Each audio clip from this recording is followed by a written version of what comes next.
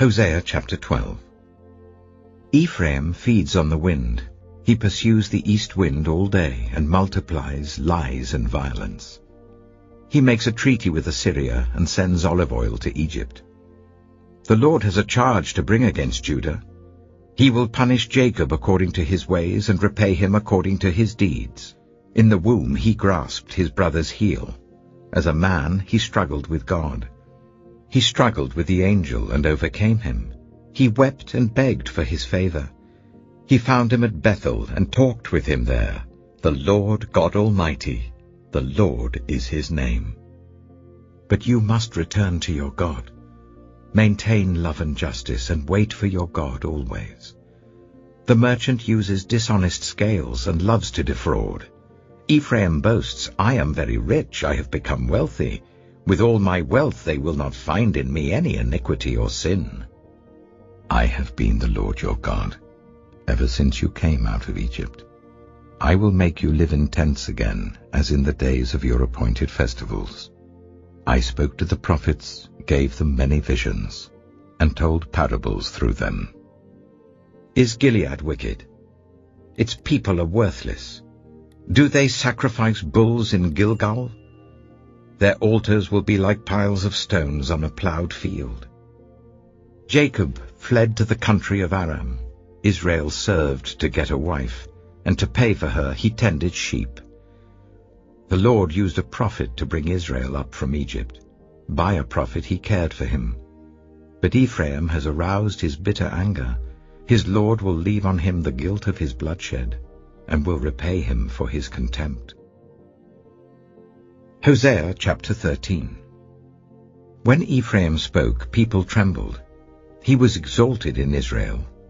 But he became guilty of Baal worship and died. Now they sin more and more.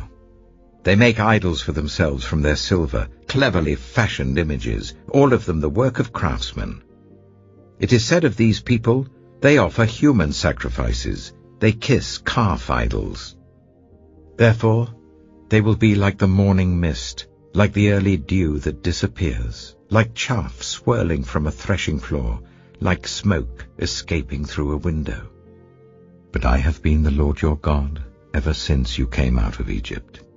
You shall acknowledge no God but me, no Savior except me. I cared for you in the wilderness, in the land of burning heat.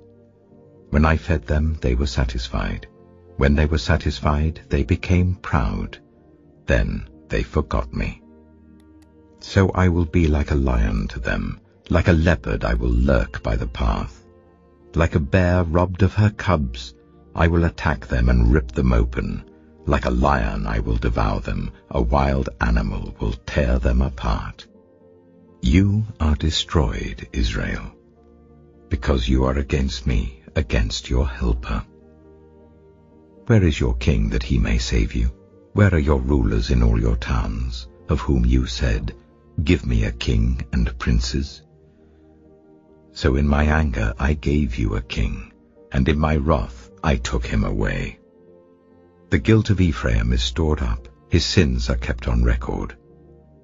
Pains as of a woman in childbirth come to him, but he is a child without wisdom. When the time arrives, he doesn't have the sense to come out of the womb. I will deliver this people from the power of the grave. I will redeem them from death. Where, O death, are your plagues?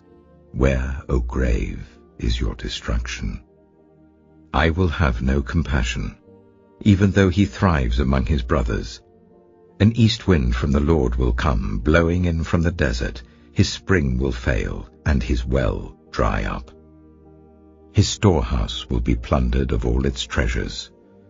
The people of Samaria must bear their guilt, because they have rebelled against their God. They will fall by the sword. Their little ones will be dashed to the ground, their pregnant women ripped open. Hosea chapter 14. Return, Israel, to the Lord your God. Your sins have been your downfall. Take words with you and return to the Lord. Say to him, forgive all our sins and receive us graciously, that we may offer the fruit of our lips. Assyria cannot save us. We will not mount war horses. We will never again say, our gods, to what our own hands have made. For in you the fatherless find compassion. I will heal their waywardness and love them freely, for my anger has turned away from them. I will be like the dew to Israel. He will blossom like a lily. Like a cedar of Lebanon he will send down his roots. His young shoots will grow. His splendor will be like an olive tree, his fragrance like a cedar of Lebanon. People will dwell again in his shade. They will flourish like the corn. They will blossom like the vine. Israel's fame will be like the wine of Lebanon. Ephraim, what more have I to do with idols? I will answer him and care for him. I am like a flourishing juniper. Your fruitfulness comes from me. Who is wise? Let them realize these things. Who is discerning? Let them understand. The ways of the Lord are right. The righteous walk in them, but the rebellious stumble in them.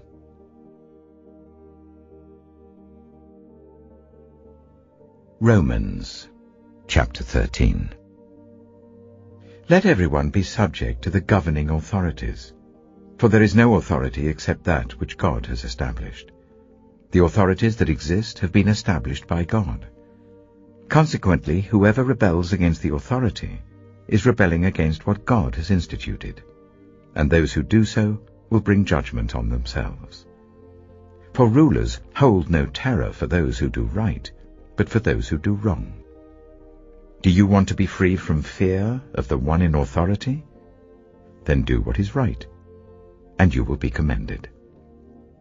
For the one in authority is God's servant for your good. But if you do wrong, be afraid, for rulers do not bear the sword for no reason. They are God's servants, agents of wrath, to bring punishment on the wrongdoer.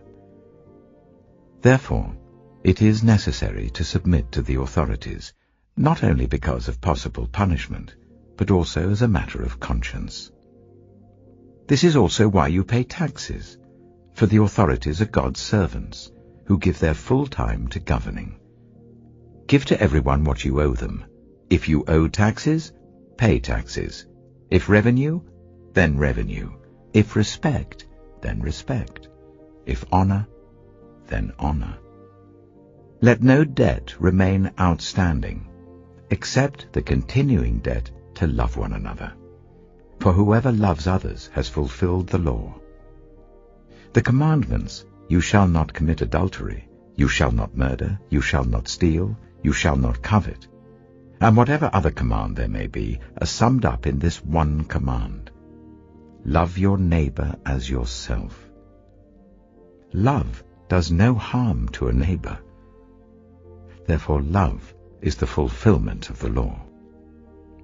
And do this, understanding the present time. The hour has already come for you to wake up from your slumber, because our salvation is nearer now than when we first believed. The night is nearly over, the day is almost here. So let us put aside the deeds of darkness and put on the armor of light. Let us behave decently, as in the daytime, not in carousing and drunkenness, not in sexual immorality and debauchery, not in dissension and jealousy.